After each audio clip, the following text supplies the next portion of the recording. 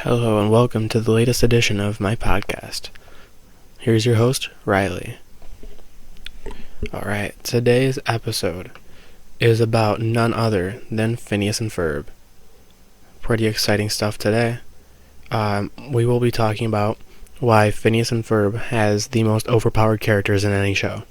So, let's just get into it because this could take a little bit. Alright, we're going to start with the two boys, Phineas and Ferb. Now, you got these, 10-year-old kids. I don't actually remember how old they are, but I might look that up just so I know. But you got these kids that can't be that old, making these amazing inventions and, going on these adventures. Okay, they are actually 10 years old. So I was right. Or it says approximately 10 years old, but that doesn't matter. So we got these 10-year-old kids that go on these adventures. They make these amazing kind of inventions, I guess. I mean, I think some of them would be inventions, but some things are already invented. They're building these amazing structures. They're 10 years old. How do you not how are they not the most overpowered at that point? They could do pretty much anything in their backyard. They made roller coasters, a beach. They've made many things just in their backyard. How is that okay, what show can beat that? I mean, then they have a platypus who doubles as a secret agent, being Perry the Platypus, and he foils the schemes of the next character I'm going to mention, Dr. Doofenshmirtz, who creates plenty of innators. Now, if they ever actually worked, this would be a lot more dangerous of a game for any other cartoon to try to compete with. Well, okay, not really game, but show. This would be a whole different ball game, though. Because you have two boys, two 10-year-old kids who can probably build pretty much anything you can ask them to. And if they can't build it, they'll find a way. They'll figure it out. You have a secret agent platypus that can whoop you. It can whoop a lot of people, obviously. And then you have Dr. Doofenshmirtz, who he creates innators. If you can actually get them to work, I feel like if you got Doofenshmirtz to team up with Phineas and Ferb, that would be a very, very dangerous combo. Because you have these two boys, and you have Dr. Doofenshmirtz. These two kids are really smart and can make pretty much anything work. Doofenshmirtz has that evil head. He's got the evil brain in his head. And can, do pretty much anything. I think they could be a pretty evil force together. I don't know. I mean, besides the fact that Dr. Doofenshmirtz looks like Phineas. Which, conspiracy theory, Dr. Doofenshmirtz is Phineas' dad, which would honestly kind of make sense, looking at them both. You have Major Monogram. He doesn't really do much. He's just what is he? Oh, he's Agent P's boss. He runs Alka. Okay. I'm kind of looking at things as I'm going here. Then you have Beljeet, who is also very smart. I mean, he's usually obsessed with school, but, when he puts his mind to it, he usually helps out Phineas and Ferb with their plans. So, I mean, Beljeet is another pretty good factor in this. You have Buford, who is the bully. Now, I think he would be a pretty valuable force to that army as well. I don't see anybody really being able to beat up the Buford. That would just be... Okay, now I'm wondering, I feel like I should do a thing where I put up Phineas and Ferb up against other cartoons and compare the characters and see who would win. Because I think Phineas and Ferb could be almost any character. Oh, then there's Norm. Don't forget about Norm. The giant robot that was built by Doofenshmirtz, which helps him build things. How do you beat that? I don't think you could. I think personally that Phineas and Ferb has the most stacked cast. Not to mention Meep and Mitch, his enemy. Like, dude, Meep could whoop. And then you got Mitch, again, his enemy. Where is Mitch on this list? Because I'm not seeing him. Unless I passed him. Because he was like a big character in one of the episodes. Let me see here. I can't find him, but I remember sort of what he looks like. I think. But anyway. There's not to mention all like the smaller characters that, were good and never really used more than once. Like, I don't know. I just feel like this could be, Phineas and Ferb could be the unbeatable show. Oh, there's Mitch. Okay, yeah. Let's see here. I'm gonna look up other cartoons and compare, because I personally think I'm actually gonna just do it with Disney cartoons, because okay, let's see. We'll go. No, not that. Cartoon shows, because it's coming up with like cartoon movies that wouldn't really do all that good. Okay. Let's see. I just want to list. Will this work? I don't think it would. This is not okay. Disney Channel original series. I'll check it out. Okay. No, that's not it either. Crap. This is not working out well. Okay, well, you know what? Kim Possible. Here we go. There's one. So, let's look up the characters of Kim Possible. Obviously, there's Kim and Ron Possible. There is... I actually have not seen Kim Possible in so long. Let's see, yeah, there's Kim Possible. There's Shigo. Wow, those are the only two I can actually see here. Or that I recognize. Well, obviously, again, there's Ron. But I feel like those three would not be enough to make up for the magnitude of characters Phineas and Ferb holds. How about SpongeBob? I feel like SpongeBob wouldn't be good enough either. Let's see, you got Squidward, Patrick, Mr. Krabs, Sandy, Plankton. What do you mean? Plankton would be kind of, I guess, the equivalent of Doofenshmirtz. You have Doodlebob. Oh, Doodlebob. That could be a scale tipper. Flying Dutchman.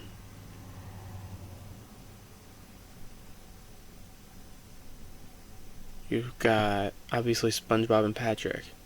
You've got Larry the Lobster. Oh, this could actually be a good one.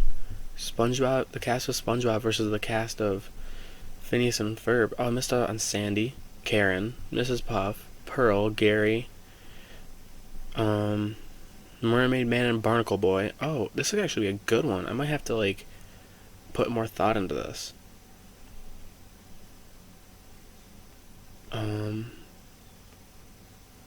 There's Bubble Bass. Old Man Jenkins. Let's see here. The Dirty Bubble. Can't forget about him. Yeah, you definitely can't forget about the Dirty Bubble. Man Ray. There's another one. I don't know. Like, could or would Phineas and Ferb... I feel like Phineas and Ferb... Okay, if you just go with, like... Okay, you know what? We're going to do, like, a 5-on-5 here. Let me find a notebook to write this down on. And I'm going to set up, like, a 5-on-5 fight here. Using 5 characters from each show. Actually, no, we'll go 6. We'll go 6-on-6. Does this pencil work? I hope so. Yeah. Okay.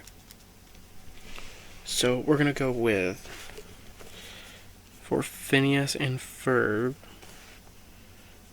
Obviously, we're going to go with the main two, Phineas and Ferb.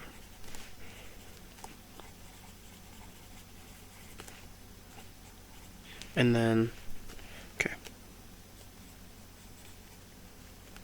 So you got Phineas, Ferb, Doof. Cannot forget about Dr. Doofenshmirtz.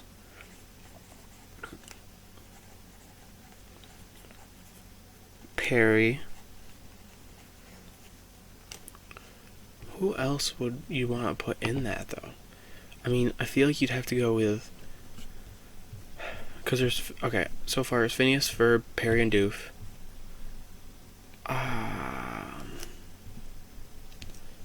Thinking maybe Belgique and Buford. But I was also thinking possibly Meep to put in there. No, we're going to go Belgique and Buford.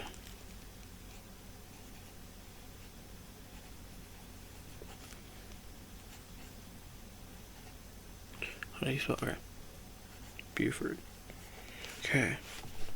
Now, for SpongeBob, it would have to be obviously SpongeBob and Patrick.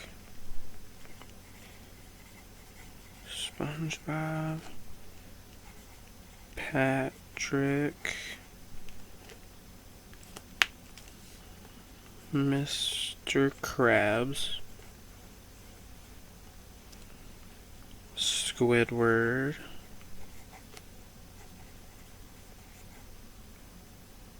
I'm having a hard time deciding if I should go with Plankton and Sandy or Mermaid Man and Barnacle Boy. Probably, I'm going to go with Plankton and Sandy.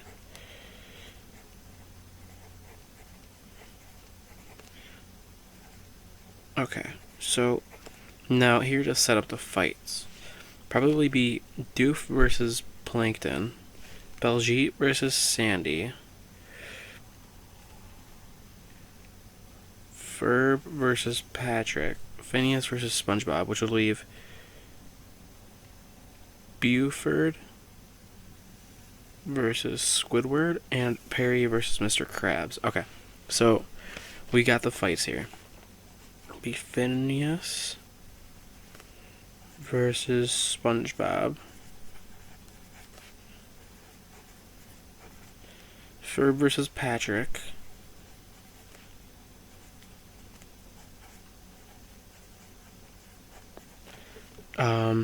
Doof versus Plankton,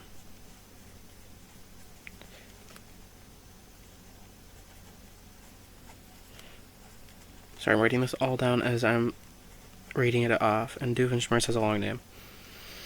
Perry versus Mr. Krabs,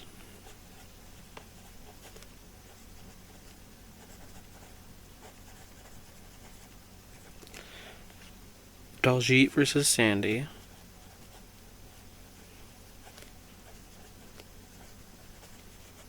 and Buford versus Squidward.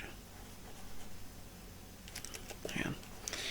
Dude, every time I've tried to write Buford's name, I've screwed up the B somehow. Buford versus Squidward.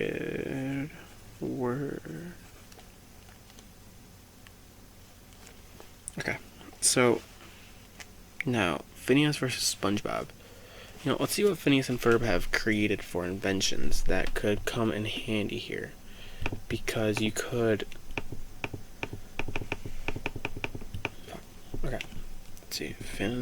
Because technically they probably... Is there a Phineas and Ferb? Oh, never mind. Okay. Phineas and Ferb. Inventions.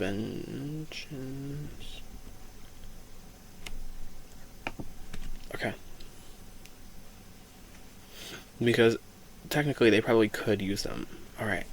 Well, let's see. This is what they've done. Oh, here. Cool. There's a giant list right here. Oh, what? That's great.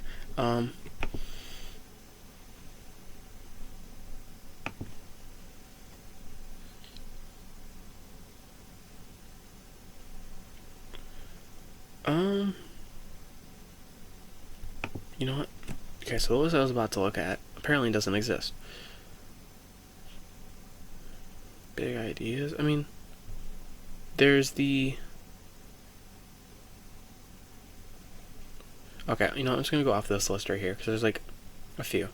They fixed the time machine, a teleporter to Mars, built a roller coaster twice, Finadroids and Furbots, which could very much come in handy here. A robot dog, shrinking a submarine, normal submarine, a backyard beach, a rocket, and a giant paper plane is the list I see right here. Obviously, there's more, but that's just what I see here. Okay, so I think the Finadroids and Furbots would really come in handy if it was like a 6-on-6. Like not, I mean, I don't really know if it should be like single fights or 6-on-6 because you know, let's do 6-on-6, but I guess those will just be their targets. Okay, so you got Phineas and Ferb. They got the Finadroids and Furbots. That's gonna be a huge factor in this because they definitely could help. Yes, Finadroids and Furbots. Okay, so for those of you who don't know, the Finadroids and Furbots were a giant, like, massive robots they made. Well, okay, started off with one of each, and then they kind of like the robots took over, and yeah, they just took over and made more. So, with that logic, I think the Finadroids and Furbots would be huge. Now, if we don't use those, I think that SpongeBob would have a lot better chance. So,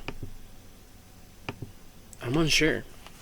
I think, okay, you know, if we don't use inventions here, so we got Phineas versus SpongeBob. SpongeBob can absorb the water, a bunch of water, and pretty much just drown Phineas.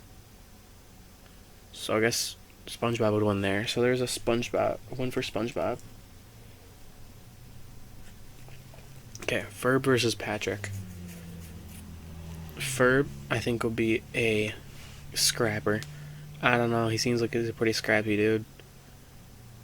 So I personally think that Ferb might beat Patrick.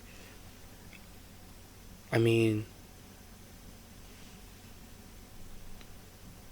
I don't really see how Ferb could lose it. I mean, Patrick, I guess, could be strong, but I think Ferb's gonna get this one because he's just, I don't know, he's got that aura about him. Like, he could whoop some cheeks if need be. So we're gonna give this one to Ferb. Now, Doofenshmirtz versus Plankton.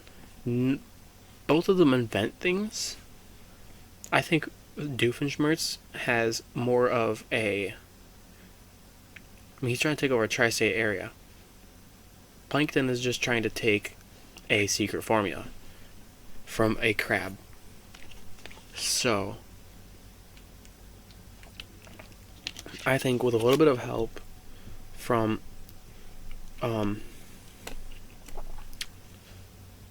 with a little bit of help from Phineas and Ferb to kind of actually make his inventions work,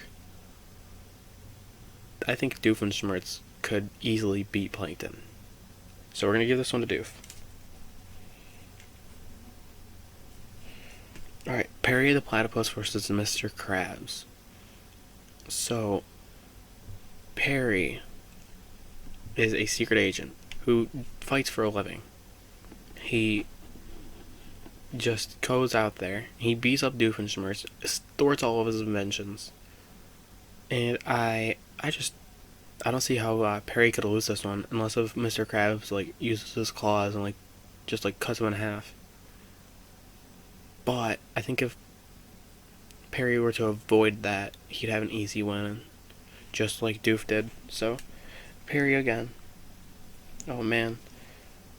Well, SpongeBob better hope that they can pull through these next two rounds, which would make it a tie, so it'd have to go to a tiebreaker.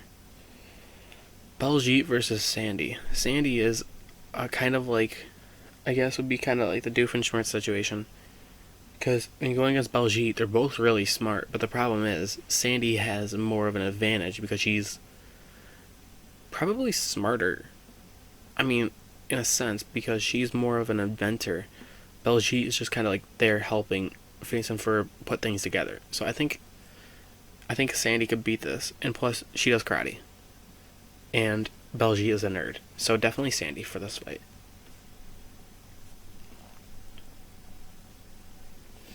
All right, Buford versus Squidward. This one could be tough because Buford's a bully.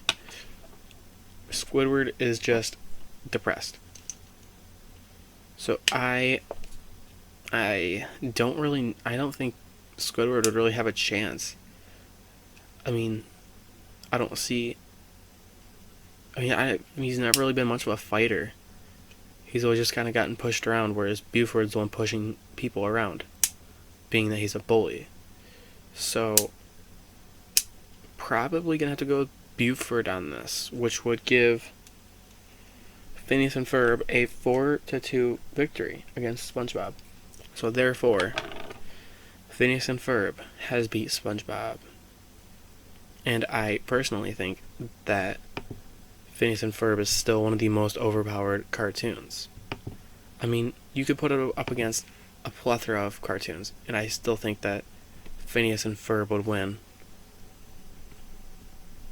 any day. I mean, I just don't see how they could lose. They've got Doofenshmirtz, Phineas and Ferb. Now, if Phineas and Ferb would have had their inventions, they would have won easily. No doubt about it. Especially if it's 6-on-6. You got those, sorry, had to yawn. They have the Finagers and Furbots. That's a big one that's going to help them, in my opinion. Especially if they have the help of Doofenshmirtz, who, he isn't exactly the best for that. However, he also has that evil mind he could put to use. He could have Phineas and Ferb build him, but use his evil ideas. Which I think they would just sweep the SpongeBob characters at that point. But that is my reasoning behind Phineas and Ferb being the most overpowered cartoon. If you agree or disagree, let me know in the comments. Or if you have me on any social media, just hit me up on there. I'm always open to talk. Except for when I'm working. But, if I'm working, I'll respond after. Or when I'm not busy. So like, subscribe, share with your friends, turn on notifications. Comment any suggestions, anything you want to see, anything I could work on. And, have a great day.